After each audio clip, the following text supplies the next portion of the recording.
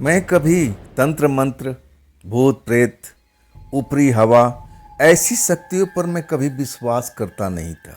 हाँ, आसपास में देखता था जरूर। मैं उन पर हंसता था जब हमारे मोहल्ले में किसी के ऊपर में कोई आत्मा आ जाती थी, ऊपरी हवा का शिकार हो जाता था। तब मैं बड़ा जिज्ञासा से देखने की कोशिश करता था। तब मुझे महसूस होता था कि नहीं, ऐसा नहीं हो सकता है। ऐसा मैं मानता ही नहीं था कि किसी के ऊपर में भूत प्रेत, ऊपरी हवा कुछ कर सकती है। मुझे लगता था कि ये मन का विकार है, भ्रम है, एक बीमारी है। लेकिन मैं कभी भी ऐसी शक्तियों पर यकीन नहीं किया। लेकिन जब ये मेरे साथ में घटना घटी ना, तब मैं मानने पर मजबूर हो गया था कि जो मैं कभी मानता नहीं था, ऐसी शक्तियों पर मैं विश्वास नहीं करता था, लेकिन ये शक्ति जरूर है। नमस्कार दोस्तों, मैं हूँ राज और आप देख रहे हो हाईवे 33। ये कहानी है एक ऑटो रिक्शा का ड्राइवर वीरेंद्र की ये कहानी 1998 की है। दिल्ली में रहा करते थे अपने परिवार के साथ में। उनके पापा भी थे, उनकी मम्मी भी थी और उनकी छोटी बहनें थी 2। वीरेंद्र का उम्र लगभग उस टाइम में 25-26 साल का था। वीरेंद्र पढ़े लिखे थे, दिमाग भी अच्छा था उनका। वो बड़ा कोई काम करना चाहते थे, लेकिन मजबूर थे पैसे से। लेकिन ये पैसा उनके पास में पहले था, उनका खुशहाल परिवार था। लेकिन ना जाने उनके परिवार में ऐसा क्या चलने लगा था कि देखते देखते जो परिवार जो अच्छी तरह से संपन्न था, देखते देखते गरीबी की ओर चलने लगता है। और आखिरकार ऐसी गरीबी आती है कि घर द्वार छोड़ करके, अपने गांव का ज़मीन जायदाद छोड़ करके, बेच बाच करके शहर में आना पड़ता है। शहर में किराए के घर में वो लोग अपना ठिकाना बनाते हैं। और उनके पिता जो अपने खेत पर मजदूरों से काम कराया करते थे, अब वो एक ऑटो रिक्शा चलाने लगे थे। उन्हीं से उनका परिवार का गुजर बसर होने लगा था। और जो उनका बड़ा बेटा था ना, जिसका नाम था वीरेंद्र पढ़ा लिखा इंसान था, उसके सपने बहुत बड़े बड़े थे। लेकिन उस दुख के समय में अब करता भी तो क्या करता, अपने पिता का हाथ बटाने लगा। दिन के टाइम में ऑटो रिक्शा चलाने का उनका पापा काम करते थे, अब वही ऑटो रिक्शा रात में वीरेंद्र चलाया करते थे। तब अपने गांव के बारे में सोच करके वो सब पुरानी बातें याद करते थे कि देखो, कभी हमारे खेत खलिहान में कितने मजदूर काम किया करते थे। हम लोग संपन्न परिवार थे, हमारे पास में ऐसा कुछ दिक्कत परेशानी नहीं थी। लेकिन ये दिक्कत परेशानी उनके गांव से ही शुरू हुई थी। इनकी जो माँ थी ना, किसी ऐसी चीज़ का शिकार बन गई थी जो किसी को समझ में नहीं आ रहा था। अब वीरेंद्र का जो परिवार था, पढ़ा लिखा परिवार था। वीरेंद्र भी पढ़े हुए थे, उनके पापा भी पढ़े लिखे थे। वो लोग डॉक्टरी इलाज जरूर करवाते हैं, बहुत पैसा खर्च होता है। धीरे धीरे करके सब ज़मीनें गिरवी के बाद में बिकने लगती है। आमदनी कुछ होती नहीं है, खेती बाड़ी सब कुछ जो संपन्न परिवार था, कुछ ही साल में सब बर्बाद हो जाता है। लेकिन उनकी जो माँ थी ना, वीरेंद्र की माँ, अभी तक सही नहीं हो पाई थी। बहुत पैसा, ना जाने पैसा उन पर कितना खर्च किया गया था। आखिरकार जब उनके हाथ से सब कुछ निकल गया था, तब वो लोग सोचने पर मजबूर हो गए कि आखिर हम करें तो क्या करें। दिल्ली में इलाज होता था, और तब कहने लगे कि चलो दिल्ली चलते हैं, वहाँ कोई नौकरी वोकरी कर लेंगे और वहीं ठिकाना बना लेंगे। हम लोग गांव देहात से आते हैं, बहुत पैसा खर्च होता है, अब तो हमारे पास इतना पैसा भी नहीं है, सब कुछ ख़त्म हो चुका है। अब इसके बाद वीरेंद्र, उनके पापा, मम्मी और 2 छोटी बहन चली आती हैं दिल्ली में। किराए का मकान लेकर के ये लोग रहने लगते हैं। पापा करें तो क्या करें, पढ़े लिखे थे, लेकिन अब पैसा कमाने के लिए अब कोई ना कोई काम तो करना पड़ेगा। ड्राइवरी करने लगते हैं, ऑटो रिक्शा वो ले लेते हैं, पुराना एक ऑटो रिक्शा, और उसी से अपना गुजर बसर उनका शुरू हो जाता है। और फिर उस काम को आगे बढ़ाने लगते हैं वीरेंद्र। बड़ा दुख भरी कहानी थी। लेकिन अभी भी वीरेंद्र के माँ पूरी तरह से स्वस्थ नहीं हुई थी। इलाज उनका चल रहा था, डॉक्टर कई बदल दिए गए थे, लेकिन कुछ दिन ज़रूर आराम रहता। वो कुछ दिन सब परिवार से बोलती थी, अपना दुख दर्द बताती थी, लेकिन कुछ ही दिन के बाद वो जैसे बेहोशी की हालत में होने लगती थी। किसी को बहुत मुश्किल से पहचानती थी। भूख तो उनको लगता नहीं था, शरीर एकदम सूख के हड्डी की तरह जैसा हो गया था। लेकिन वीरेंद्र अपने माँ को बहुत चाहते थे, उनके पापा भी उनकी बहुत फिक्र करते थे। और दोनों बहन थी, अपनी माँ से तो उनका बहुत ही प्यार था। वो लोग सब के सब चाहते थे कि मेरी माँ स्वस्थ हो जाए, इनका यही कामना था पूरे परिवार का। लेकिन ऐसा तो हो नहीं पा रहा था। तो दोस्तों, ये थी वीरेंद्र जी की कहानी। कहानी यहीं से अब स्टार्ट होती है।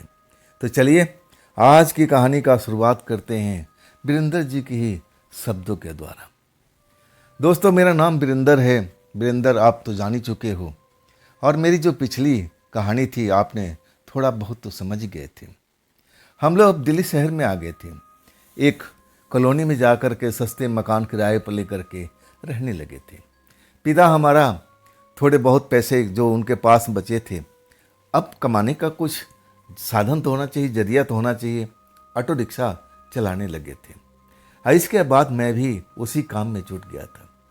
हम सब चाहते थे कि जल्द से जल्द हमारा माँ सही हो जाए, जैसे पहले थी वैसे हो जाए। उधर चिंता था मेरे पिता को, माँ को तो चिंता था ही। मेरी जो दोनों बहन थी वो भी बड़ी हो रही थी। आखिरकार उनका शादी ब्याह भी करना था। अब हम लोग के पास में जो भी थोड़ा मोटा खेत खलिहान था वो तो सब कुछ खत्म हो चुका था। गांव का घर भी हम बेच करके आ चुके थे। इतना सारा पैसा माँ के इलाज में खर्च हुआ था, लेकिन नतीजा कुछ निकल नहीं रहा था। मैं तो काफ़ी परेशान रहता था, सोचता रहता था कि मैं अब करूं तो क्या करूं। मेरे जितने सपने थे सारे के सारे बिखर चुके थे। मैं तो सोचता था, मैं पढ़ा लिखा था, मैं एक योग्य व्यक्ति बनूंगा, मैं पैसे कमाऊंगा, इसके बाद अपनी छोटी बहनों को शादी धूमधाम से करूंगा। लेकिन यहाँ तो सब कुछ उल्टा हो चुका था। मेरे माँ को ऐसा लाइलाज बीमारी ने धर दबोचा था, जिसके वजह से सब हम परेशानी में आ चुके थे। मेरे कई रिश्तेदार थे, मेरे पापा को कहा करते थे कि देखो आप है ना, ठीक है आप सब कुछ डॉक्टरी इलाज करवा रहे हो, लेकिन ऊपरी हवा का भी थोड़ा झाड़ फूँक करवा लो, किसी मंदिर में चले जाओ, वहाँ पर थोड़ा सा अब कुछ ऐसा करवा लो। लेकिन मेरे पिता जो थे ना, इन बातों पर यकीन नहीं करते थे, और उन्हीं की तरह मैं भी इन बातों पर यकीन नहीं करता था। आखिरकार अब हम लोग कहाँ, गांव के धनी मनी परिवार थे, संपन्न परिवार था हमारा, आज सब कुछ गंवा करके हम दिल्ली शहर में आकर के ऑटो रिक्शा चला रहे थे। साल 1998 मुझे अच्छी तरह से याद था। दिन के टाइम पापा सुबह सुबह निकल जाते थे 7 बजे, और वो लौटते थे शाम को करीब 8 बजे, कभी 9 बजे। आते थे तो बहुत थके मांदे रहते थे। आते ही मैं ऑटो रिक्शा संभाल लेता था। अब मेरी ड्यूटी शुरू हो जाती थी। मैं सारी रात ऑटो चलाता था। अब सुबह के टाइम मैं घर लौटता था, और तब जाके हमारा घर परिवार चल पाता था। मेरी इलाज, जो मेरी माँ का इलाज था, उसमें भी पैसे काफ़ी लगते थे। सबसे महंगी तो दवाइयाँ थीं। दवाइयों में सबसे ज़्यादा हम लोग बर्बाद हो चुके थे। लेकिन कोई फर्क दिखे ना, लेकिन हम माँ को छोड़ भी तो नहीं सकते थे, चाहे कुछ भी हो। मैं चाहता था कि माँ जैसे मेरी पहले थी वैसे ही हो जाए, लेकिन अभी ईश्वर को मंजूर नहीं था। अभी तो हमने ना जाने क्या क्या देखना बाकी था। लेकिन कहा जाता है ना, जब कोई साथ नहीं देता है ना, तो ईश्वर साथ देता है। हम लोग इतने कर्जे में भी आ चुके थे, अब तो हमें कोई कर्जा देने को राजी भी नहीं था। दिल्ली में हमारे पापा के कई जान पहचान के लोग थे, उनसे कभी कभी मदद मांगने के लिए जाते थे कि आप हमारी कुछ मदद कर दीजिए, जब हमारे पास में पैसा आएगा तो हम लौटा देंगे। लेकिन उन लोगों को भी पता चल चुका था कि अब हमारे पास में धन दौलत है नहीं, तो हम पैसा कहाँ से लौटाएंगे। वो लोग मना कर देते थे। पापा बहुत निराश हो जाते। पापा उन लोगों को काफ़ी मदद किए थे। जब भी हमारे घर पर आते थे, गांव पर आते थे, कहते थे कि भाई साहब हमें कुछ पैसे को मदद कर दीजिए, घर में शादी है। पापा कभी मना नहीं करते थे। और आज वही लोग जब पापा जाते थे और उनको मना कर देते थे कि भाई साहब पैसा तो है ही नहीं, पैसा हमारे पास बचा ही नहीं है। अब पापा जब लौटते ना तो उनकी आंखों से आंसू बहता रहता। मेरी जो छोटी बहनें थी उनको समझाती रहती थी। जब मैं होता तब मैं उनको समझाता रहता कि आप क्यों गए थे मांगने के लिए, आपका जाना ठीक ही नहीं था। कोई हमारी मदद नहीं करेगा, हमारी मदद ईश्वर के अलावा कोई नहीं कर सकता। मैं उन दिन, मैं बताऊं ना, इतनी परेशानी में रहा करता था। ऑटो रिक्शा जरूर चलाता था, लेकिन सारा चिंता हमारे घर के ऊपर में रहता था। कई चिंताएं थी। एक तो माँ का सबसे बड़ा चिंता था, और इसके बाद जो हमारी से छोटी बहन थी वो भी अब धीरे धीरे जवान हो चुकी थी। शादी ब्याह का चिंता भी अब मेरे सर पर आ चुका था। मैं यही सोच सोच करके घबराता रहता था कि कैसे हमारी दुनिया में सब कुछ सही हो पाएगा, कैसे सब कुछ संपन्न हो जाएगा। मैं इसी चिंता में काफ़ी डूबा रहता था। मैं ऑटो रिक्शा लेकर के, सवारी मिलती थी और मैं चलाया करता था, और जब नहीं मिलती थी ना तो मैं कहीं ना कहीं अपने स्थान पर बैठ जाता था। खाम खा के ऑटो रिक्शा में दौड़ाता रहता नहीं था। मैं भूख खा था और मेरे पास में टिफ़िन था। मैं टिफ़िन खोल करके एक जगह पर ऑटो रिक्शा रोक करके, वो स्टैंड ही था, पुराना स्टैंड था, लेकिन रात के टाइम थी, लगभग 11 साढ़े 11 का आसपास का वक्त था। मैं उसी स्टैंड पर बैठ करके अपना टिफ़िन खोल करके भोजन अभी करा भी नहीं था, तभी एक जवान लड़की ना जाने किधर से आती है, ऑटो रिक्शा की तरफ आ करके और ऑटो रिक्शा के पास खड़ी हो जाती है। मैं तो स्टैंड पर बैठा हुआ था, शायद वो मुझे देख नहीं पाई थी। उसको लगा कि अरे ऑटो रिक्शा में तो कोई नहीं है, तब वो मेरी तरफ देखते हुए कहने लगी, ये ऑटो रिक्शा आपका है? मैं कहने लगा कि हाँ मैडम जी, मेरा तो है, लेकिन मैं अब खाना खा रहा हूँ, कहाँ जाना है आपको? तब वो मेरे पास में आती है, मेरे ही बगल में जहाँ मैं खाना खा रहा था, टिफ़िन खुला हुआ था, बगल के साइड में आके बैठ जाती है उसी बेंच पर, खाना को निहारती रहती है। मैं उसको देखता हूँ ना तो मुझे लगा कि खाना को ऑफ़र करना चाहिए। मैं ऐसे भी लोगों को ऑफ़र किया करता था। मैं कहता हूँ मैडम जी आप भोजन कर लीजिए ना, अभी एक भी निवाला नहीं खाया हूँ, अभी तो बिल्कुल फ्रेश है। वो मेरी तरफ मुस्कुरा के देखने लगी, कहने लगी सुगंध तो बहुत बढ़िया आ रहा है, कौन खाना बनाता है? तब मैं कहता हूँ मेरी बड़ी छोटी बहन बनाती है, जो मेरे से 2 साल छोटी है, वही सब घर का काम संभाल रखी है और वही सब खाना बनाती है। शायद उस खाने को अब सुगंध अच्छा आ रहा था तो अपने आप को रोक नहीं पाई। 2-3 निवाला वो जरूर लिया था। मुझे बड़ा आश्चर्य हुआ था। वो देखने में अच्छे कपड़े पहने हुए थी, किसी बड़े घर की लग रही थी, लेकिन उसने जरा भी हिचक नहीं किया, जरा भी शर्म नहीं किया कि मैं एक ड्राइवर हूँ ऑटो रिक्शा का, मेरे बगल में बैठ करके मेरे टिफ़िन से भोजन करना मुझे तो बिल्कुल आश्चर्य जैसा लगा था। लेकिन भाई बड़े लोग की बड़े बातें, मैं इस पर ज़्यादा ध्यान नहीं दिया। वो मुझे कहने लगी कि देखिए मैंने तो खाना खा लिया, आप जल्दी से खाना खा लीजिए, इसके बाद हमें एक जगह पर जाना है, आप मुझे छोड़ देंगे ना? तब मैं कहता हूँ मुश्किल से मुझे 5 मिनट का टाइम दीजिए, मैं खाना ख़त्म कर लेता हूँ, तब तक आप पिछली सीट पर जाके बैठ जाइए। जाके बैठ जाती है और जल्दी जल्दी मैं खाना खाता हूँ, और इसके बाद मैं अपना ड्राइविंग सीट संभाल लेता हूँ। पूछता हूँ कि मैडम जी आपको कहाँ जाना है? वो जगह का नाम बताती है, लेकिन वो जगह मेरे लिए बड़ा अनजानी थी। जो जगह का नाम बताती है ना, मुझे जरा भी याद नहीं आ रहा था कि जगह है कहाँ पर। ये नाम पहली बार मैंने सुना था। मैं हिचक गया था, कहने लगा मैडम जी मुझे तो ऑटो रिक्शा चलाते हुए काफ़ी टाइम हो चुका है, मुझे इस जगह के बारे में कोई जानकारी नहीं है। तब हंसते हुए कहती है चिंता क्यों कर रहे हो, मैं हूं ना तुम्हें रास्ता बताने के लिए। अब इसके बाद वो मुझे रास्ता बताते चली जा रही थी। अब मैं उसी रोड पर चल रहा था, वो रोड मेरे लिए कोई अनजाना नहीं था, लेकिन वो जगह बड़ा अटपटा जगह था। उसका नाम भी अटपटा था। अब तो मुझे याद नहीं है, लंबा समय हो चुका है।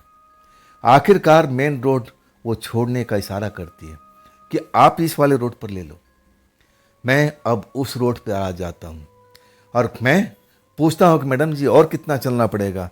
कहती चलते रहो, जब आएगा मैं खुद ही बता दूंगी। मैं देखता हूँ बिल्कुल सुनसान वाली एरिया आ गया था। अब मैं थोड़ा अंदर जाने में घबरा रहा था।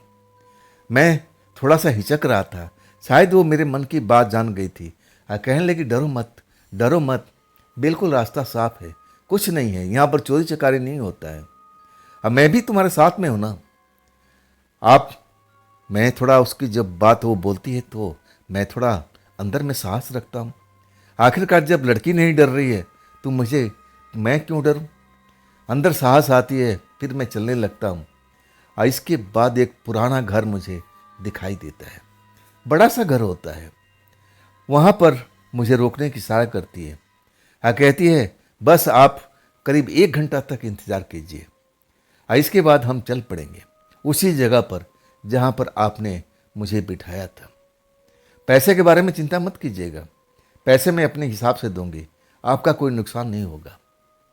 मुझे क्या चाहिए था, इस जगह से मुझे कोई सवारी भी नहीं मिलनी थी। मुझे लगने लगा कि कहीं ये मुझे छोड़ देगी तो फिर इधर से मुझे नुकसान हो जाएगा। अब रात में अब वो जो जगह थी वो भी सुनसान थी। सवारी नाम की चीज़ वहाँ तो बड़ा मुश्किल से मिलने वाला था।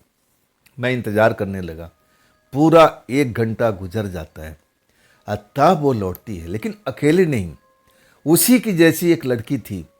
जिस तरह से वो वस्त्र पहन रखी थी उसी तरह से मिलता जुलता वस्त्र था और वो भी गोरी चिट्ठी और बाल खुले हुए। खुशबू उसके शरीर से आ रहा था और इस मैडम के शरीर से आ रहा था। दोनों हंसते मुस्कुराते हुए आ रहे थे और वो लड़की फिर मेरे ऑटो रिक्शा में बैठ जाती है। मुझसे कहती है कि आप चलिए।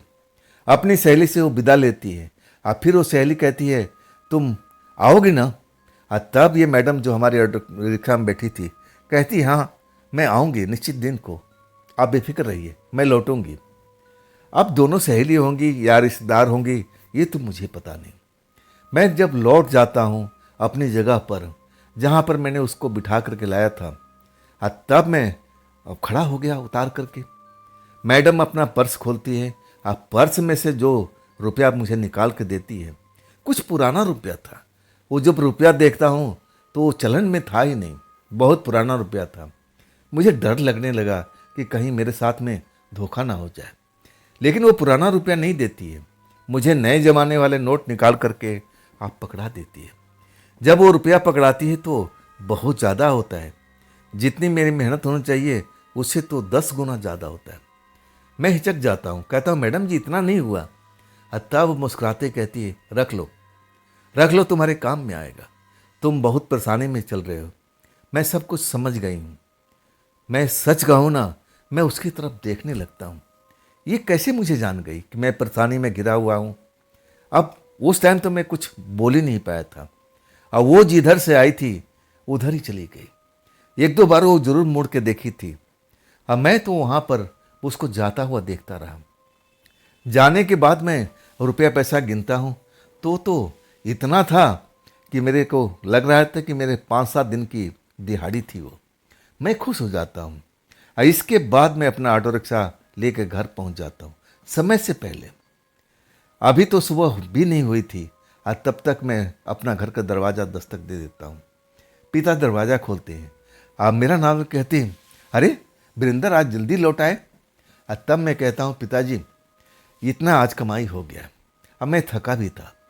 मैं पैसा देता हूँ तो आश्चर्य से देखते हैं, कहते हैं बेटा इतना पैसा तुमने कैसे कमा लिया, इतना तो तुम कमा ही नहीं सकते, ना मैं कमा पाता हूँ दिन में, बात क्या है।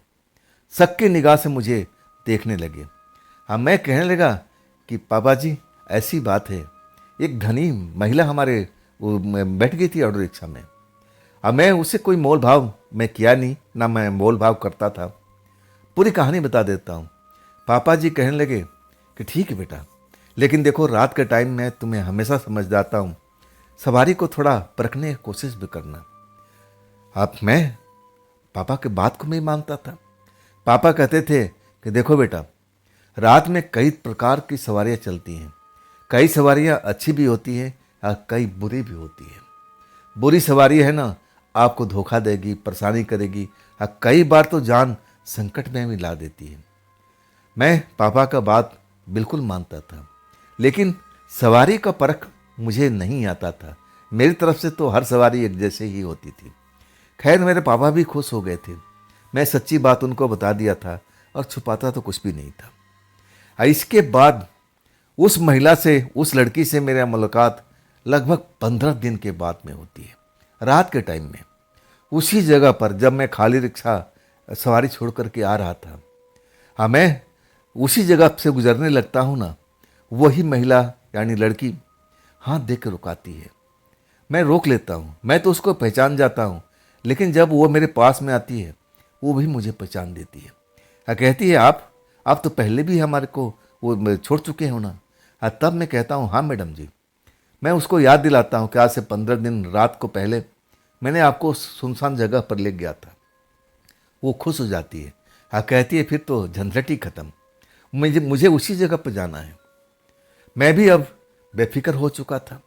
सवारी जानी पहचानी थी, अब तो कोई डर वाली कोई बात ही नहीं थी। मैं बैठा लेता हूँ, कहता हूँ, मैडम जी चलिए। चलने लगता हूँ, तब वो बीच में बात करना शुरू कर देती है। कहती है, क्या चल रहा है तुम्हारे परिवार में, कैसा है सब लोग, तुम्हारे परिवार में सब राजी खुशी है कि नहीं है अभी। मैं कहने लगा, मैडम जी कैसे मैं बताऊं, हम लोग तो बर्बाद हो चुके हैं। पूरी कहानी मैं शुरू से लेकर अंत तक सुनाने लगता हूं और वो मेरी बात सुन करके बीच बीच में हाँ भरती रहती है। कहती है, आगे आगे क्या हुआ, मुझे पूरी बात बताओ। तब मैं शुरू से अंत तक अभी तक का पूरा कहानी बता देता हूँ कि मैडम जी, हम पहले संपन्न परिवार थे, हम खुशहाल थे, हम गांव में रहा करते थे। अचानक हमारी माँ की तबीयत खराब हो जाती है। इसके बाद लाखों रुपए खर्च हो जाते हैं, ज़मीन बिक जाती है, लास्ट में हमें घर बेचने कर यहाँ आना पड़ता है। मैं पूरा दुखड़ा अपना सब कुछ सुना देता हूँ। तब कहती है कि देखो, मैं तुम्हारी माँ से मिलना चाहूँगी। मेरा दिल धड़कने लगा। मतलब क्यों भाई? मैं कहने लगा, मैडम जी आप क्या मिल के करेंगी, आप कोई डॉक्टर हैं। तब वो हंसते हुए कहने लगी, कुछ ऐसा ही समझ लो। कब मिलवाओगे? मैं कहने लगा, मैडम जी दिन के टाइम आप कहाँ मिलोगी, मैं आपको लेने के लिए आ जाऊँगा। तब कहती है कि देखो, दिन में तो मिलना मुश्किल है, मेरे पास और भी काम है, उसमें व्यस्त रखती हूँ। तुम ऐसा करो, कल तुम इसी जगह पर आ जाना जहाँ पर तुमने मुझे बिठाया है ना, कल इसी जगह पर आ जाना 10 बजे रात को। तब तक मैं फ्री हो पाऊँगी। मैं एक बार तुम्हारी माँ को देखना चाहती हूँ। जितना तुम सब कुछ बताए हो, मैं तो सुन कर के दहल गई हूँ। मैं क्या तुम्हारी मदद कर सकती हूँ, मैं यही चीज़ को देखना चाहती हूँ। मेरे मन में जो शंका चल रही है, अगर वो बात होगी तो हमारी चुटकियों में ये समस्या का समाधान कर सकती हूँ। मन में एक आशा जग गई थी। वो भी अपने आप को आप बता रही थी कि हम डॉक्टरी पेशे में हैं। मेरे मन में एक संभावना अब जगने लगी थी। मुझे लगने लगा कि चलो इनसे भी एक बार चेक करवा लेते हैं माँ को, शायद अब देखिए कुछ फ़ायदा हो जाए। मेरे मन में ऐसा अब लगने लगा था, एक आभास हो जाती है ना, वही आभास मुझे होने लगा था। मैं कहने लगता हूँ कि मैं देरी नहीं करूँगा, मैं 10 बजे आपको आके इंतज़ार करता रहूँगा। तब कहती है कि बिल्कुल, मैं 10 बजे बिल्कुल पक्का इसी स्टैंड पर आ जाऊँगी। इसके बाद वो जैसे पहले उसने किया था 15 दिन पहले, मुझे वहाँ पर रोक दिया था। उसी पुराने मकान में चली गई थी। अब पूरा 1 घंटे के बाद लौट के आती है। साथ में आज 2 लड़कियाँ थीं। एक लड़की तो मैं पहचान चुका था पहली बार में, लेकिन ये जो लड़की थी ना, अब कद काठी में अब इनसे थोड़ा अलग था, चेहरा मोहरा अलग था, लेकिन लग रहा था कि अब सब एक ही परिवार के सब हिस्सा है। कुछ देर वो लोग हमारे ऑटो के पास में बिठा देते हैं और कुछ बातचीत करते हैं। तब वही लड़की कहती है, अब चलो, अब चलो। फिर वही लड़की जो पिछली बार बोली थी कि कब आना होगा, तब कहती है, निश्चित टाइम पर हम आ जाएंगे, तुम चिंता मत करो। इसके बाद हम चल पड़ते हैं। मैं मन ही मन बड़ा खुश था। मैं कहता हूँ कि मैडम जी, आपका कोई हॉस्पिटल है या फिर आप कहीं पर नौकरी करती है? तब वह मुस्कुराते हुए कहती है, अरे भाई, हॉस्पिटल वगैरह नहीं है, मैं नौकरी करती हूँ। अब मैं तुम्हारी माँ को एक बार देखूंगी, अगर समझ में आ गया तो मैं ज़रूर इलाज कर दूंगी। मुझे ऐसा लगता है कि मैं तुम्हारी माँ को सही कर सकती हूँ। जिस तरह से तुमने बताया है ना, बीमारी बताया है, तब मैं भरोसा करने लगी हूँ कि शायद मैं एक बार तुम्हारी माँ को देखूं तो तुम्हारा इलाज कर सकती हूँ। मैं तो बड़ा खुश हो गया था। आखिरकार जब हम उसको स्टैंड पर उतारते हैं, पैसा देने लगती है तो मैं मना कर देता हूँ, नहीं मैडम जी, आप रहने दीजिए, आप मेरे लिए इतना करेंगे, मेरा भी तो कुछ फर्ज है। मैं बहुत जोर लगाया था कि वो पैसा ना दे, लेकिन कहती है कि नहीं नहीं, ये आपने इतना मेहनत किया, मुझे वहाँ छोड़ के आया, 1 घंटे इंतज़ार किया, ये तो आपका हक बनता है। जब आपकी माँ अच्छी हो जाए ना, तब मैं जो मांगूंगी आप वो दे देना, लेकिन अभी तो पैसा रख लो। मुझे मजबूर कर दिया था और तब मैं पैसा रख लिया था। वो जाने लगी और फिर कहने लगी कल 10 बजे रात को इसी जगह पर मिलना, मैं पूरी तरह से तैयार होकर आऊँगी। हाँ, मैं भी कहने लगा मैडम जी मैं आपका इंतज़ार करूँगा। इसके बाद मैं 1-2 सवारी जरूर बिठाया था और तब तक सुबह हो गई थी। मैं घर पर लौट के आता हूँ, वो पैसा भी आज भी जैसे पहले दिया था वैसे ही पैसा दिया था। मैं पिताजी को पैसा देता हूँ तो आज फिर चौंक जाते हैं, कहते हैं वीरेंद्र इतना सारा पैसा कैसे कमा लिया। मैं कहता हूँ कि जिस सवारी को मैं बिठाया था ना पापा जी, वो एक डॉक्टर है और वो कही है कि माँ को एक बार मैं चेक करना चाहूँगी। जैसे मैंने बताया था शायद उसको बीमारी समझ में आ गई थी, वो आने वाली है, आज रात को मैं लेके आऊँगा। पापा जी कहने लगे फिर दिन में क्यों नहीं लेके आ रहे हो। मैं कहने लगा कि दिन में कहीं पर नौकरी करती है, व्यस्त रहती है, दिन में तो आ नहीं पाएगी। वो तो हमारी मदद करने के लिए आ रही है, चाहे रात में आए चाहे दिन में आए, हमें क्या फ़र्क पड़ना है पापा जी। तब पापा जी कहने लगे ठीक है। अब क्या करना था, अब तो इंतज़ार करना था। मैं उसी स्टैंड पर जा कर के 9 बजे से मैं खड़ा हो गया था। सवारी कई आ रही थी लेकिन सबको मना कर रहा था कि नहीं, कोई सवारी हमने बुकिंग किया हुआ है। आखिरकार घड़ी में देखता हूँ 10 बज चुका था, समय का बड़ा पाबंद थी और वही अंधेरे में से आती हुई दिखी। मैं उसको दूर से ही पहचान गया था, मैं खुश हो गया था। आते कहने लगी चलो अब पिछली सीट पर बैठ जाती है, मैं ऑटो रिक्शा चला देता हूँ। मैं उसको अपने घर पर लेके आता हूँ। घर वाले तो सब इंतज़ार कर रहे थे, सब जगे हुए थे, अभी कोई सो नहीं पाए थे। बस सोई थी तो मेरी माँ, उसको कब बेहोशी की हालत में हो जाए, कब जगी रह जाए, कुछ कहा नहीं जा सकता था। मैं उसको घर में लेके आता हूँ। हाँ, एक चीज़ जब भी वो मेरे साथ में होती थी मैंने महसूस किया था, उसके कपड़ों से इत्र की खुशबू आती रहती थी। बढ़िया वाला इत्र जो होता था ना, महंगे वाले इत्र, मुझे तो इसका नाम भी पता नहीं, लेकिन बहुत ही सुगंध बहुत बढ़िया था। मैं उसको घर में लेके जाता हूँ। पापा, मेरी दोनों बहन इंतज़ार कर रही थी। मेरी बहन पानी वानी पूछती है तो मना कर देती कि नहीं, पहले मैं तुम्हारी माँ को देखना पसंद करूँगी, इसके बाद हम देखेंगे। आखिरकार माँ के पास कमरे में हम लेके जाते हैं। मेरे चेहरे पर आज बड़ी खुशी मुझे झलक रही थी, मैं बड़ा खुश नज़र आ रहा था। मुझे लग रहा था, अंदर से आभास हो रहा था, ये जो डॉक्टर साहिबा है ना, हमारी मदद जरूर करेंगे, ये हमारी मदद जरूर करेंगी, मेरी माँ बिल्कुल स्वस्थ हो जाएगी। मन में एक आवाज़ सा चल रहा था।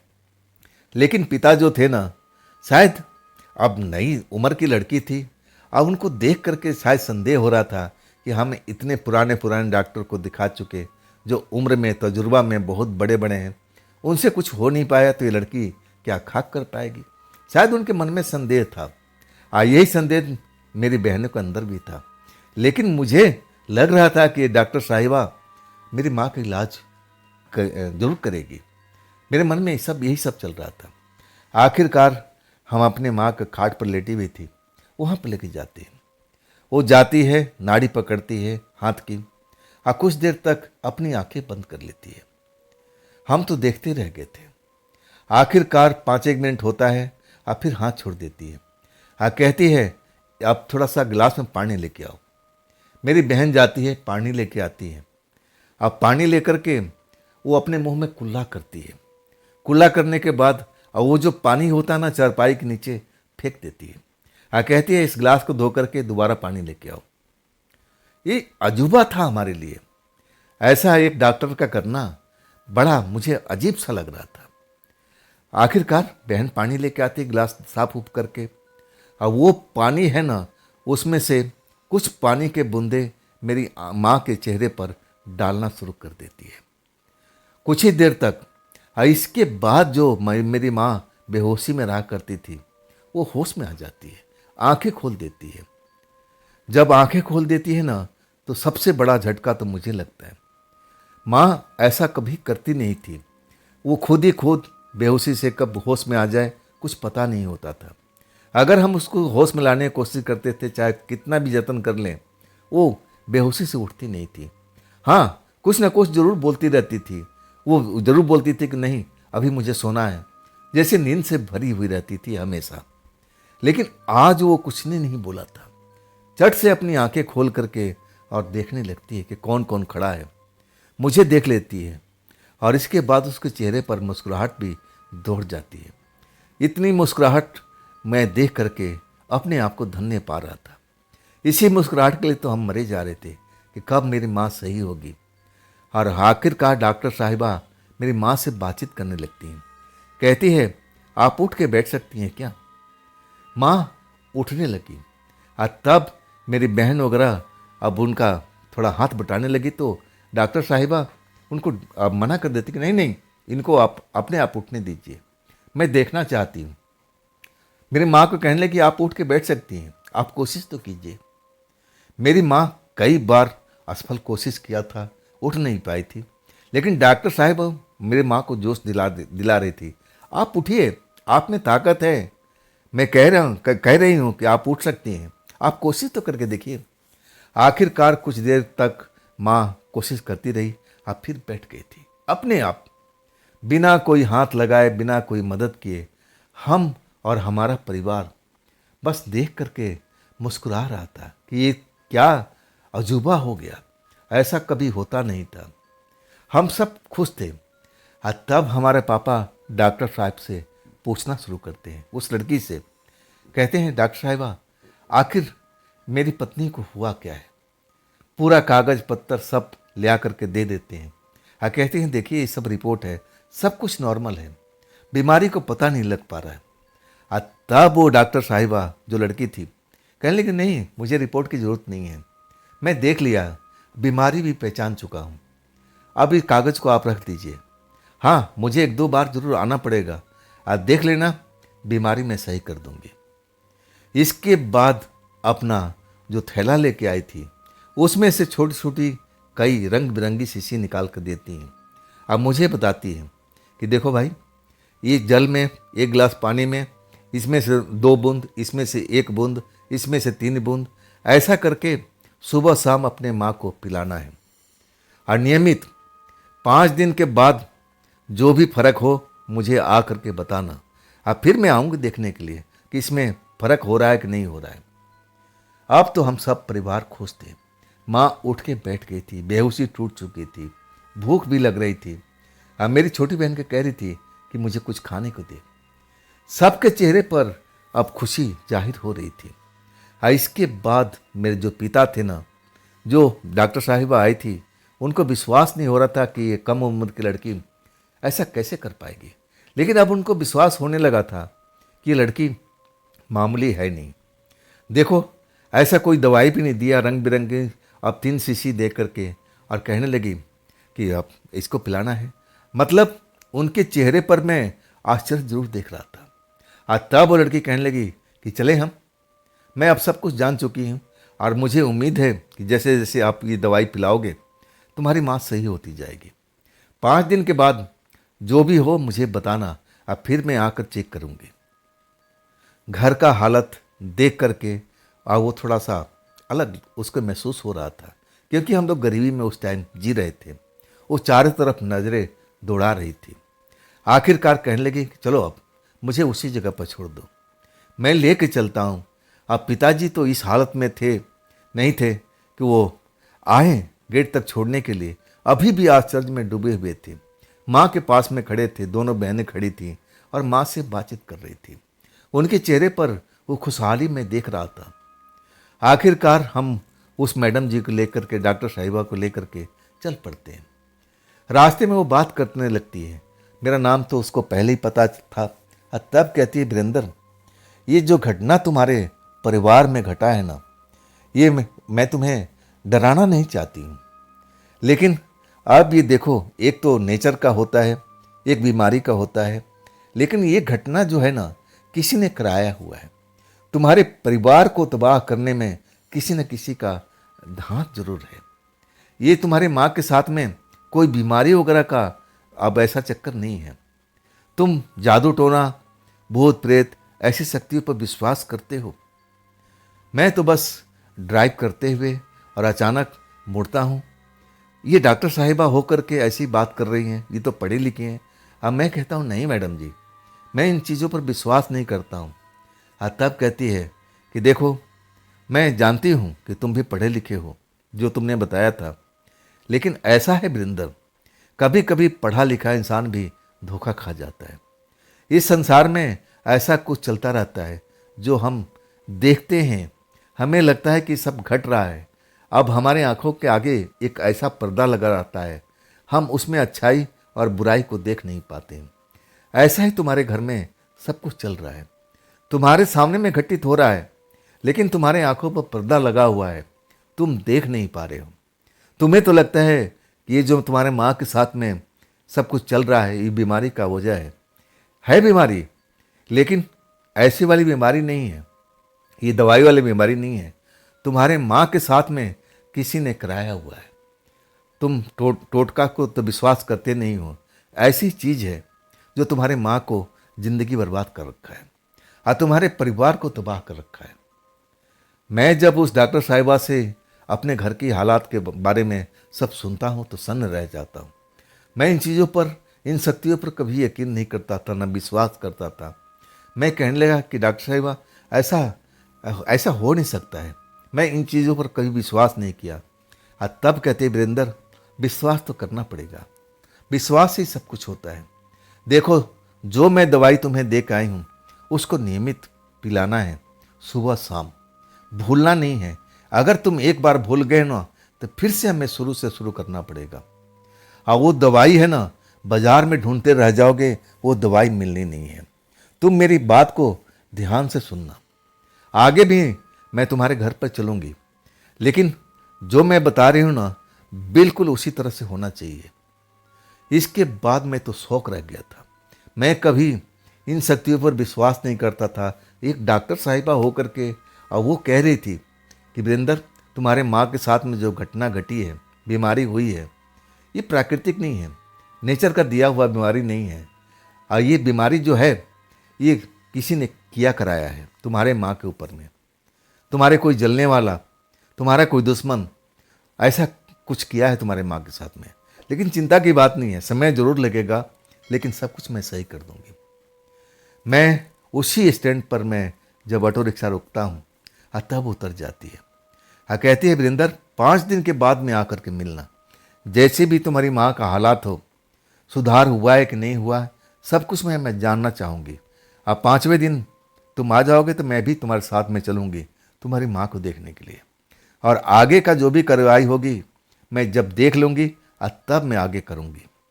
तुम जाओ अब। डॉक्टर साहिबा चली जाती है, जिधर से आती थी उधर ही चली जाती है। अब मैं उसी जगह पर बैठा रहता हूँ। मैं विश्वास नहीं कर पाता हूँ कि एक पढ़ी लिखी डॉक्टर हो करके आई अंधविश्वास में कैसे पड़ी है। आज के युग में, साइंस के युग में अंधविश्वास कौन मानता है भाई? हमारे जैसे पढ़े लिखे नौजवान तो मानते नहीं हैं। लेकिन अब मैं और मेरा परिवार इतनी परेशानी में घिरा हुआ था, और तब मुझे लगने लगा कि चलो, अब सब कुछ इलाज तो हमने करा लिया, इतना पैसा खर्च हो गया, इनकी बात भी मान लेते हैं, ये भी तो डॉक्टर हैं, चलो देखते हैं। अब इसके बाद मैं अपने काम धंधे पर लग जाता हूँ। सुबह जब लौटता हूँ ना, तो माँ को चारपाई बैठे हुए देखता हूँ, मेरी बहन से बातचीत कर रही थी। अब मैं अपनी बहन को, दोनों बहन को समझा के आया था कि ये दवाई ऐसे ऐसे पिलानी है। और इसके बाद माँ में बदलाव होने लगा था। जो हमेशा बेहोशी की हालत में रहती थी, नींद में डूबी रहती थी और बहुत कम भोजन करती थी, और उनको तो बस सोना ही पसंद रहता था। अब बड़बड़ाती रहती थी नींद में। और तब हम लोग थोड़ा ज़रूर अब एक तरह से सदमे में रहते थे कि अब आगे क्या होगा, माँ मेरी सही कैसे हो पाएगी। चिंता में सब परिवार रहता था। लेकिन जब मैं आता हूँ सुबह में अपनी माँ का देखता हूँ हालात, मन खुशी से भर जाता है। मुझे लगने लगता है कि डॉक्टर साहिबा सही कह रही है, कुछ ना कुछ तो ऐसी शक्ति होगी, चलो मान भी लेते हैं। अब इसके बाद हम टाइम टेबल से वो दवाई सब कुछ शुरू कर देते हैं। पानी के गिलास में जैसे जैसे बूंद बताई थी उस तरह से हम डाल डाल करके अब उनको देने लगे थे। 4 दिन, 5वां दिन होता है तो माँ जो हमेशा चारपाई पर बैठी रहती थी अब हल्का फुल्का चलने भी लगी थी और भोजन भी पहले से ज़्यादा कुछ लेने भी लगी थी। शरीर में जब उनका जो चेहरा मोहरा था बिल्कुल सूखा हुआ पड़ा था, उसमें कुछ रंगत लौटने लगी थी। पूरा परिवार हम बिल्कुल खुश थे। सबसे ज़्यादा खुश तो मेरे पापा थे और वो कह रहे थे कि तेरे डॉक्टर साहब ये कहाँ मिली, कौन सा हॉस्पिटल में काम करती हैं, तो उनसे पूछा क्यों नहीं। अब मैं कहने लगा कि अगली बार जाऊंगा ना तो मैं ज़रूर पूछूंगा। अब इसके बाद 5 दिन में फर्क तो आ गया था। 5वें दिन हम रात को 10 बजे वहाँ पहुँचते हैं। इंतज़ार करता हूँ लेकिन 10 बजे नहीं आती। 11 बजे मुझे तो लगने लगा कि शायद वो भूल चुकी है, लेकिन 11 बजे आती हैं जल्दीबाजी में। कहती है, अरे वीरेंद्र, मैं तो सही कहूँ ना कि मैं एक काम में फंस गई थी। मुझे लग रहा था कि तुम आकर मेरा इंतज़ार कर रहे थे। चलो देरी सही, अब बताओ तुम्हारी माँ कैसी है, पहले में कुछ फ़र्क है। तब मैं खुशी से बताता हूँ कि बहुत फ़र्क है। तब मेरी तरफ देखती है, कहती है बिल्कुल सही हो जाएंगे, अब चलो भी, मैं तुम अपनी नज़र से एक बार देखना चाहती हूँ। अपना जो थैला लेके आई थी ले करके बैठ जाती है। फिर हम घर पहुँचते हैं। घर में तो इंतज़ार हो रहा था। अब पापा को लग रहा था कि काफ़ी लेट हो गया, शायद डॉक्टर साहिबा नहीं आएंगे। और जब हम पहुँचते हैं तो पूरा परिवार खुश हो जाता है। माँ स्वागत करती है डॉक्टर साहिबा को, नमस्ते करती है और डॉक्टर साहब जो थी देख करके माँ को मुस्कुराती हैं और उनसे हालचाल पूछती हैं कि कैसा लग रहा है, कैसा तबीयत है। जब आप नींद में होती हैं तो क्या एहसास होता है। कुछ ऐसी चीज़ें पूछने लगी थी जो हम लोग जान नहीं पाए थे। वो पूछ रही थी कि जब रात में आपको नींद आ जाता है तो कुछ कुछ आपको कुछ नज़र आता है। और तब माँ सोचते हुए कहने लगी कि हाँ, एक औरत आती है काली कलोटी, मेरा हाथ पकड़ करके अब मुझे अंधेरे में लेके जाती है। मेरे साथ में वो मारपीट करती है। अब मुझे तो बोलने भी नहीं देती है। मैं भागने की कोशिश करती हूँ तो भागने भी नहीं देती है। और फिर माँ रोने लगती है, डर जाती है। और तब डॉक्टर साहब कहती है कि डरने की जरूरत नहीं है, अब आपको तो परेशान नहीं कर रही है ना 5 दिन से। और तब माँ कहती है कि नहीं, अब तो नहीं कर रही है। डॉक्टर साहिबा मेरी तरफ देखती है, मुस्कुराती है और कहती है कि अब तो तुम मानोगे ना। मैं हाथ जोड़ लिया था। अब इशारा मेरा समझ गई कि मैं मान चुका हूँ। फिर अपने बैग में से ऐसी कुछ रंग बिरंगी शीशी निकाल के देती हैं और कहती है जैसा तुमने पिलाया था इसमें अलग अलग बूंदे हैं, अब इसके जो मात्रा है अलग अलग, सब कुछ समझा देती है। 5 दिन तक और 5 दिन पिला देना और इसके बाद मैं फिर आऊँगी देखने के लिए। मैं बड़ा खुश था, मेरा परिवार खुश था। फिर मैं डॉक्टर साहिबा को लेकर के चल देता हूँ। जब बीच रास्ते में पहुँच जाते हैं ना, तब मेरा ऑटो रिक्शा पुराना ही था, रुक जाता है। मैं कई बार कोशिश कर चुका था कि स्टार्ट हो जाए, लेकिन स्टार्ट नहीं हो पाता। और तब डॉक्टर साहबा कहती हैं, अरे वीरेंद्र, तुम नया ऑटो रिक्शा क्यों नहीं ले लेते हो। अगले पल खुद ही कहती है, अरे यार तुम कैसे ले पाओगे, तुम्हारे पास तो पैसे ही नहीं है। लेकिन चिंता मत करो, मैं तुम्हारी मदद करूंगी। जब तुम्हारे पास पैसा आ जाना तो मेरा पैसा लौटा देना। मेरा तो मुंह खुला का खुला रह गया था। ये डॉक्टर साहब मेरा तो माँ का इलाज कर रही थी और ये पैसा मुझे दे रही थी ऑटो रिक्शा का नया खरीदने के लिए। मैं कहने लगा कि डॉक्टर साहब कितना एहसान करेगी, हम तो आपका फीस भी नहीं दे पा रहे। तब कहती है, मुझे फीस नहीं चाहिए, मुझे फीस नहीं चाहिए। मुस्कुरा कर मेरी तरफ देखती हैं। वो भी जवान थी और मैं भी जवान था। उनका मुस्कुराहट का अर्थ मैं जरूर समझ गया था। मतलब वो मुझे चाहने लगी थी। अब मैं तो उनको अब एक तरह से डॉक्टर की निगाह से देख रहा था कि भाई हमारे घर पर इलाज कर रही है, मेरी माँ को इलाज कर रही हैं। मेरे दिल में ऐसी कोई बात नहीं थी। लेकिन जब मुस्कुरा के देखती है ना, अब मेरे पास बुला लेती हैं कि वीरेंद्र मेरे पास में आओ। अब मैं सहमते हुए डरते हुए उनके पास जा कर के अब खड़ा हो जाता हूँ। तब मेरे सर पर हाथ फेरती हैं। कहती है वीरेंद्र तुम मुझसे प्यार करते हो कि नहीं करते हो। मेरा तो मुंह खुला का खुला रह गया था। मैं तो ऐसा कभी सोचा ही नहीं था। तब मैं कुछ बोले नहीं पाता हूँ। तब वो कहती है मैं जानती हूँ मन ही मन तुम मुझे ज़रूर पसंद करते हो। मैं तो तुम्हें पहली बार में देखी तभी मैं प्यार करने लगी थी। चिंता मत करो, मैं तुम्हारे घर के सारी परेशानी दूर कर दूंगी। जैसा पहले तक तुम थे, जैसे बता रहे थे, मैं उस हालात से आगे तक ले जाऊंगी। अब इसके बाद मुझे बोलने का मौका ही नहीं मिला था। अपनी बाहों में भर लेती है, प्यार करने लगती है। मैं भी जवान था, मेरे दिल में भी धड़कन बढ़ती जा रही थी। मैं भी अपने आप को रोक नहीं पाया था। ये तो मेरे लिए ना जाने क्या क्या करने वाली थी। अब इसके बाद हम दोनों प्यार में कब तक पड़े रहे और आखिरकार कहती है अब चलो भी, बहुत रात हो चुकी है, मुझे मेरे स्थान तक तो छोड़ दो। मैं कहता हूँ ऑटो रिक्शा स्टार्ट नहीं हो रहा है। कहती है एक बार कोशिश तो करो, शायद इंजन गर्म हो गया था, शायद अब सही हो जाएगा। लेकिन मैं तुम्हें बोल रही हूँ ना, ऑटो रिक्शा नया ले लो। मैं कहने लगा कि ज़रूर ले लूँगा, लेकिन पैसा मिलेगा तब ना। कहती है चलो तो सही। मैं उसको लेकर के ऑटो रिक्शा स्टार्ट हो जाता है। मुझे भी लगा इंजन गर्म हो गया है, तभी इंजन बंद हो गया था। मैं उसी जगह पर, उसी स्टैंड पर जाता हूँ। तब कहती रुको, मैं कुछ ही देर में आ रही हूँ। मैं इंतज़ार करने लगता हूँ। मैं तो बड़ा खुश था। एक डॉक्टर साहब से मेरी अब दोस्ती हो गई थी, प्यार हो गया था। मैं तो आपको खुशनसीब समझ रहा था। ऐसा तो मैंने कभी सपने में नहीं सोचा था। मैं ऐसे ही सपने बुन रहा था और तब तक वो लौट आती है। उनके हाथ में एक थैला होता है और वो थैला मुझे पकड़ा देती है और कहती है इसमें तुम्हारा जो ऑटो के लिए पैसा है, धन है, और देखो कुछ बच जाए तो अपने परिवार में इसको इस्तेमाल करना। अभी लौटाना नहीं है, अपने परिवार को संभालो। और भी मैं मदद जरूर करूँगी, लेकिन अभी तो हमारे पास में इतना ही है, इसी में तुम्हें काम चलाना पड़ेगा। मैं जब थैले में देखता हूँ तो उसमें कुछ पुराने भी नोट थे और कुछ नए भी नोट थे। मैं तो बस देखता ही रह गया था। और तब कहती है जाओ, अपने घर लौट जाओ, बहुत सारा पैसा है, आराम से जाना, संभल के जाना। अब मैं उनको धन्यवाद देता हूँ तो कहती है धन्यवाद नहीं, आपस में हम प्रेम करते हैं, प्रेमी की तरह मिलना। इसके बाद हम गले मिलते हैं और कहती है कल आना इसी जगह पर आना, मैं तुम्हारा इंतज़ार करूँगी। मैं सारा पैसा लेके घर पहुँचता हूँ। अब मैं अपने पापा को अब ऐसे ही करता था, मैं अपने पास तो कुछ रखता ही नहीं था।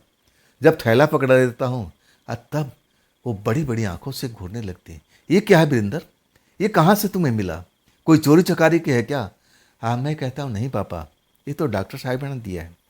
अब हमारा ऑटो रिक्शा रास्ते में बंद हो गया था। तब कहने लगी तुम नया खरीद लो, कब तक ये पुराना चलाते रहोगे? पापा एकदम मुझे घूर रहे थे। क्या मतलब, तुम्हारा डॉक्टर साहिबा से कोई प्रेम वगैरह तो नहीं हो गया? तब मैं कहता हूँ कैसी बात कर रहे हो पापा, वो कहाँ डॉक्टर और कहाँ मैं ऑटो रिक्शा चलाने वाला। मैं अपने पापा को समझाता हूँ कि कहाँ वो कहाँ हम, आप कैसी बात कर रहे हो, लेकिन मैं उनसे नज़रें नहीं मिला पा रहा था। ये सब बातें मेरी दोनों बहनों ने भांप लिया था। खैर मैंने बात को संभाल लिया था, लेकिन बहन जो बड़ी वाली थी, जिसकी शादी के बारे में हम चिंता कर रहे थे, वो कहने लगी भैया आपकी आंखें धोखा दे रही थी। जब आप पापा से बात कर रहे थे ना, तभी मैं समझ गई थी, चक्कर तो चल रहा है डॉक्टर साहिबा से। तब मैं कहता हूँ बहन अपने तक सीमित रखना।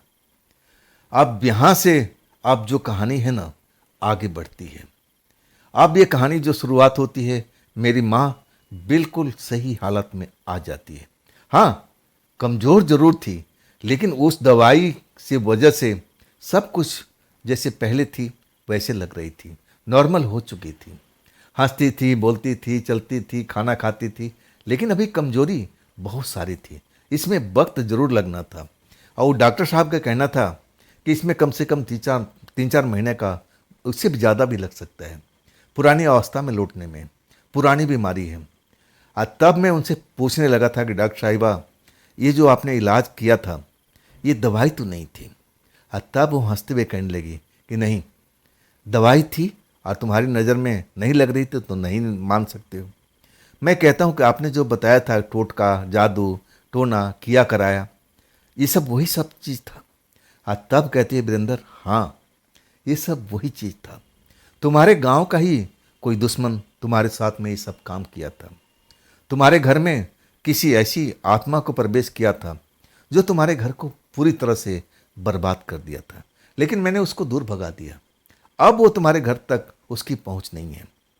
अब तुम निश्चित हो जाओ और तुम आगे की तरफ देखो, पीछे मुड़ कर के तुम्हें देखना नहीं है। वो हमें मिलती थी, कभी 1 दिन पर बुलाती थी, कभी 5 दिन पर बुलाती थी, और कभी कभी तो 10 दिन भी लग जाता था। धीरे धीरे एक लंबा अरसा हो जाता है।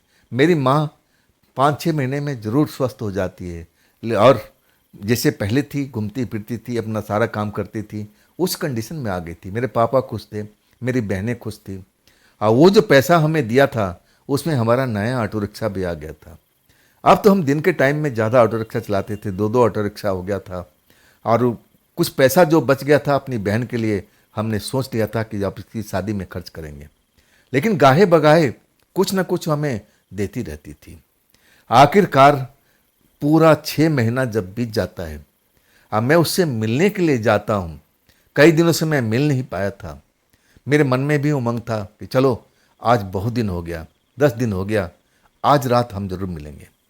जब मैं उसी बस स्टैंड पर जाता हूँ, इंतज़ार करने लगता हूँ। पूरा 1 घंटा, 2 घंटा, 3 घंटा सुबह हो जाती है, तब भी नहीं आती है। पहली बार मेरे दिल में कुछ ऐसा महसूस होता है कि मैं कुछ ना कुछ मेरे साथ में गलत हो रहा है। कहाँ है मेरी प्रेमिका, कहाँ है? अब मैं जिधर से आती थी उस साइड में जाकर देखता हूँ, वहाँ तो लंबी कॉलोनी थी।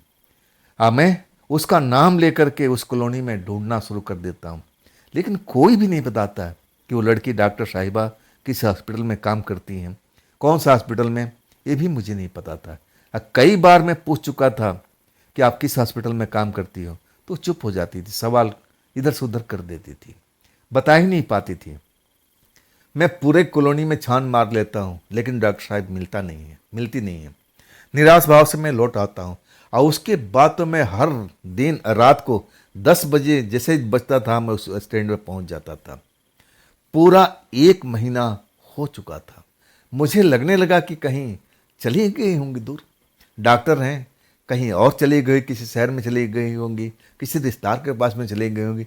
लेकिन जब 1 महीना बीत जाता है ना, मेरे मन में अलग अलग चीज़ें अब कुछ समझ में आने लगती है। क्या वो मुझे भूल गई है? क्या मुझसे संबंध तोड़ दिया है? नहीं नहीं, ऐसा नहीं कर सकती। मेरा दिल गवाही नहीं दे रहा था। आखिरकार 1 महीने के बाद वही लड़की डॉक्टर साहिबा आती है। जैसे मुझे देखती है ना, वो जहाँ थी वहीं खड़ी हो जाती है। अरे वीरेंद्र, तुम यहाँ पर, तुम मेरा इंतज़ार कर रहे हो? आज जैसे ही मैं डॉक्टर साहिबा को देखता हूँ, मैं तो दौड़ लगा देता हूँ, उनके पास पहुँच जाता हूँ। कहता हूँ, डॉक्टर साहब आप थी कहाँ पर? मैं तो महीनों से यहाँ पर आकर के आपका इंतज़ार करता हूँ। मैं तो काम धंधा करना ही भूल चुका हूँ। बस मैं आपको ढूंढता रहता हूँ, आपकी जिधर से आती है उस कॉलोनी में जाता रहता हूँ। ये सब सुन करके आश्चर्य से मेरी तरफ देख रही थी। कहने लगी, तुम इतना मुझसे प्यार करते हो? तब मैं कहता हूँ, जी डॉक्टर साहिबा। तब कहती है, चलो वीरेंद्र, मैं तुम्हें लेके चलती हूँ उसी जगह पर जहाँ हम पहले जाया करते थे, उसी घर पर। अब आओ भी, मुझे लेट हो रही है। रास्ते भर में उनसे बात करने की कोशिश कर रहा था, लेकिन वो चुप्पी साधी हुई थी। मैं बार बार पूछता था कि आप इतने दिन कहाँ थी। बस एक बार उन्होंने बोला था कि चलो उस घर पर चल करके हम सब कुछ समझा देंगे, सब कुछ बता देंगे, लेकिन अभी तुम चुपचाप चलते रहो। हम दोनों उस घर के पास पहुंच जाते हैं। मैं उस घर के अंदर कभी नहीं गया था, वो तो मुझे बाहर ही इंतज़ार करने के लिए बोलती थी। आज पहली बार जब हम पहुंचते हैं तो कहती है, वीरेंद्र आओ मेरे साथ में, सब कुछ मैं तुम्हें अंदर जाकर समझाती हूँ। और इसके बाद हम उस घर में दाखिल होते हैं। बाहर से देखने में घर बहुत ही पुराना लग रहा था, लेकिन जब अंदर दाखिल होते हैं ना, तो घर तो शान शौकत से भरा हुआ था। अब रोशनी इतनी थी कि आंखें चुधिया रही थी। एक से एक उसमें कीमती सामान भरे हुए थे, जो मैं कभी कल्पना भी नहीं किया था कि बाहर से इतना पुराना मकान दिखने वाला, अंधेरे में डूबा रहने वाला, अंदर से इतना कुछ हो सकता है। मैं देखता हूँ कि उसी मैडम की तरह और भी उसमें लड़की थी, कोई छोटी उम्र की थी, कोई बड़ी उम्र की थी, लेकिन देखने में जैसे लग रहा था ना कि आपस में ये सारी बहनें हैं। कपड़े लत्ते कुछ मिलते जुलते थे। मैं तो देख करके अवाक रह गया था, मुंह खुला का खुला रह गया था। और तब वही डॉक्टर साहब मेरा हाथ पकड़ के एक सोफे पर बिठाती हैं, वीरेंद्र बैठो, मैं सब कुछ तुम्हें समझाती हूँ। और उसके बाद मुझे स्वागत किया जाता है, मुझे पानी पिलाया जाता है, शरबत पिलाया जाता है। अब मैं तो बस जानने के लिए इच्छुक था। ये अंदर से मैं पहली बार था, अंदर आया था घर में, ये मेरी पहली बार था। मैं तो थोड़ा नर्वस हुआ पड़ा था। आखिरकार डॉक्टर साहिबा मेरे पास में आके बैठती हैं और कहती है, वीरेंद्र, तुम मेरे बारे में जानना चाहते हो ना, कि मैं कौन से हॉस्पिटल में काम करती हूँ, कब से मैं यहाँ पर आती जाती हूँ, ये घर किसका है, तुम बहुत कुछ मेरे बारे में जानना चाहते हो ना। तब मैं कहता हूँ, हाँ मैं आपसे प्रेम करता हूँ ना, तो ये तो मेरा जानने का अधिकार है ना, तो आप बताइए ना। तब कहती है, ये घर देख रहे हो। मैं कहता हूँ, हाँ घर तो देखने में किसी राजा महाराजा से कम नहीं लग रहा है। तब कहती है, कुछ ऐसा ही समझो, ये हमारा परिवार का घर है, मैं इसी परिवार का सदस्य हूँ, लेकिन मैं रहती कहीं और पर हूँ। मैं कहने लगा, जब इतना बड़ा आपका परिवार है, इतना अब सब कुछ आपका घर है, तो आप अलग क्यों रहती हो। तब कहती है कि देखो, मुझे सज़ा दिया गया था, सज़ा मैं भुगत रही थी, लेकिन अब मेरी सज़ा जो है ना ख़त्म हो चुका है। मैं अब उसकी तरफ देख रहा था, सज़ा, किस बात का सज़ा, मैं ऐसे ही बोलता हूँ। तब कहती है, मैंने कुछ गलती कर दिया था। हमारे परिवार में चलन है, जब हमारे परिवार के कोई सदस्य गलती करता है ना, तो उसको सज़ा दिया जाता है, घर से बाहर उसको कर दिया जाता है, कुछ महीनों कुछ सालों के लिए। वो घर में आ सकता है मिलने के लिए, लेकिन इस घर में रह नहीं सकता है। लेकिन अब मेरी सज़ा ख़त्म हो गई है, मैं इस घर की सदस्य थी, अब मैं इसी घर में आ चुकी हूँ। अब तुम कहोगे कि मैं कौन हूँ, कौन सा हॉस्पिटल में काम करती हूँ, तब मैं सब कुछ तुम्हें सच बताती हूँ। ना तो मैं डॉक्टर हूँ और ना मैं हॉस्पिटल में काम करती हूँ। मेरा मुंह खुला का खुला था, मैं तो बस बेचैनी में था कि आखिर ये है कौन, मैडम जी हैं, डॉक्टर साहिबा ये हैं कौन। तब कहती है, ये परिवार देख रहे हैं ना, ये एक जैसे हम दिखाई दे रहे हैं ना, सब तुम्हें देखकर आश्चर्य लग रहा हो ना कि हम कितनी बहनें हैं, तो ये जान लो, ये सब हमारा ही परिवार है, हम इसी परिवार का हम सदस्य हैं, और हम हैं जिन्नात फैमिली से। सच कहूँ ना कि मेरा तो ऐसा हाल हो चुका था उस टाइम में, जब वो बोलती है कि मैं एक जिन्नात फैमिली से हूँ। आधा सांस मेरा ऊपर रह गया था और आधा सांस नीचे रह गया था। जिन्नात के बारे में मैं थोड़ा बहुत ज़रूर जानता था। मैं ये जानता था कि वो लोग इंसानों से दूर रहा करते हैं, और वो किसी इंसान को जल्दी से दिखाई नहीं देते हैं, और उनके जो शक्ति है, पावर है, बहुत ज़्यादा होती है। लेकिन ये तो जिन्नात है, तो ये मुझसे प्रेम क्यों किया था। लेकिन सब कुछ सच सामने आ चुका था, और वही लड़की कह रही है कि वीरेंद्र, मैंने तुमसे मोहब्बत किया था, दिल से मोहब्बत किया था, लेकिन अब नहीं, मैं अपने परिवार में लौट आई हूँ, और वीरेंद्र, मुझे तो तुम भूल ही जाना। देखो, मुझे ढूंढने की कोशिश मत करना, मैं तुम्हें दोबारा मिलूंगी नहीं। मेरी आंखों में आंसू था, लेकिन डर भी लग रहा था। मैं कहने लगा कि मैडम जी, ये जो आपने मुझे इतना सारा धन दिया, पैसा दिया, मैं कैसे लौटाऊंगा। तब कहती है, कोई लौटाने की जरूरत नहीं है, तुम अपनी ज़िंदगी में खुशी रहो, यही मेरी कामना है। अपने माँ को, अपने परिवार को देखो, अपनी बहन की शादी करो और सब कुछ करो, लेकिन मुझे मत ढूंढना, मैं तुम्हें फिर से दोबारा मिलूंगी नहीं। देखो एक चीज़ और, इस घर में कभी भी भूल के मत आना। अगर तुम आ गए ना, तो तुम बहुत बड़े नुकसान उठा जाओगे। अब मैं कुछ कर नहीं पाऊँ, अभी तो हम इतने औरतें और लड़कियां दिखाई दे रही हैं, लेकिन कभी कभी इस जगह पर हमारे जो लड़की कहने लगी कि देखो, इस जगह पर आना मत, ये घर पर तुम भूल करके मत आना। अभी तो हमें इतना सारी लड़कियां तुम्हें दिखाई दे रही, कोई मर्द दिखाई नहीं दे रहा ना। और देखो, हो सकता है कि तुम जब आओ तो यहाँ पर हम ना दिखाई दें और मर्द दिखाई पड़े, हमारा रक्षक जो हमें रक्षा करते रहते हैं। वो तुम्हें पसंद नहीं करेंगे, तुम्हारे साथ में कुछ ना कुछ गलत कर बैठेंगे। हाँ, मैं नहीं चाहती हूँ जिसके साथ में मैंने प्रेम किया उसके साथ कुछ गलत हो। मेरी बात को समझ गए हो ना वीरेंद्र? मैं सर हिलाता हूँ और तब कहती है आओ मैं तुम्हें बाहर तक छोड़ आती हूँ। मेरा कदम जैसे मन मन भर का हो चुका था, वजन लग रहा था मेरे पैरों में, ऐसा भारी भारी लग रहा था कि मैं अपने पैरों को कैसे उठा रहा हूँ। आखिरकार मैं अपने ऑटो रिक्शा में बैठ जाता हूँ और लास्ट बार वो मुझे गले मिलती है। कहती है वीरेंद्र, बस अपने परिवार को देखो, अपने परिवार को आगे बढ़ाओ, हमें अब एक दूसरे से मिलना नहीं चाहिए। मैं अपनी सज़ा को पूरी कर चुकी हूँ, अब मैं नहीं चाहती हूँ कि फिर हमारा परिवार मुझे कोई सज़ा दे। तुम मेरी बात को समझ रहे होंगे ना? मैं कुछ बोल नहीं पा रहा था, लेकिन मुझे समझा करके अब फिर उसी घर में दाखिल हो जाती है। दरवाज़ा बंद करने से पहले मुझे मुड़कर देखती है और टाटा बाय बाय करती है। मैं उसी ऑटो रिक्शा में बैठे कुछ देर तक बस उस दरवाजे को देखता रहा और आखिरकार मुझे तो लग रहा था कि मेरी दुनिया अंधेरी हो गई है। लेकिन अब कर क्या सकते थे? मुझे मन से अपना ऑटो रिक्शा स्टार्ट करता हूँ और फिर अपने घर पर आ जाता हूँ। इसके बाद मैं कई दिनों तक घर से बाहर निकल नहीं पाया था। मेरे परिवार के सब लोग पूछते थे, मेरी बहन पूछती थी, मेरे पापा पूछते थे, माँ स्वस्थ हो गई थी, माँ भी पूछा करती थी कि वीरेंद्र तुम्हें हुआ क्या है, कोई परेशानी है बेटा? तब मैं मना कर देता था। आखिरकार मैं अपने आप को संभाल लिया था। ये बात मैं अपने परिवार को कभी नहीं बताया कि मैं एक जिन्नात लड़की से प्यार करने लगा था और उसी ने मेरे माँ को इलाज किया था। जो मेरी माँ मरने के कगार तक पहुँच गई थी, इतना रुपया, लाखों रुपया बर्बाद हुआ था और तभी मेरी माँ सही नहीं हो पाई थी। उसी जिन्नात लड़की ने मेरी माँ को सही किया था और इतना सब धन दिया था।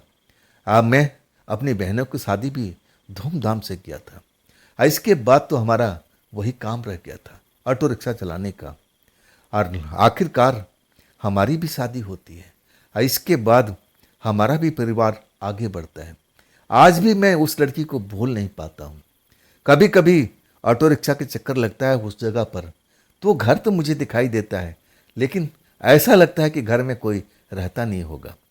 और उस लड़की ने मुझे चेतावनी दिया था कि देखो वीरेंद्र, भूल करके भी इस दरवाजे के पास मत आना। क्या पता उस टाइम जब तुम आओ दरवाजा नॉक करने के लिए, कुछ ऐसी शक्ति खड़ी हो जो तुम्हें पसंद नहीं करती हो। अब मैं कांप जाता था। तो दोस्तों, ये थी वीरेंद्र जी की भेजी हुई अपनी आप बीती। आपको कैसी लगी कमेंट में ज़रूर बताइएगा। अगर आपके पास भी ऐसी कोई घटना है जो आप मुझ तक पहुंचाना चाहते हो, तो आप मुझे इंस्टाग्राम पर, मेरे व्हाट्सएप नंबर पर, मेरी मेल आईडी पर आप शेयर कर सकते हो। दोस्तों, ये भी चैनल आप ही का है, तो इसको भी अपना प्यार दीजिए, दुलार दीजिए, लाइक कीजिए, सब्सक्राइब कीजिए, अपने दोस्तों को शेयर कीजिए, हाइप वाले बटन को ज़रूर दबाइएगा। तो दोस्तों, फिर मिलते हैं कल की रात इसी चैनल पर, इसी टाइम पर। आप लोग अपना ख्याल रखिएगा। नमस्कार।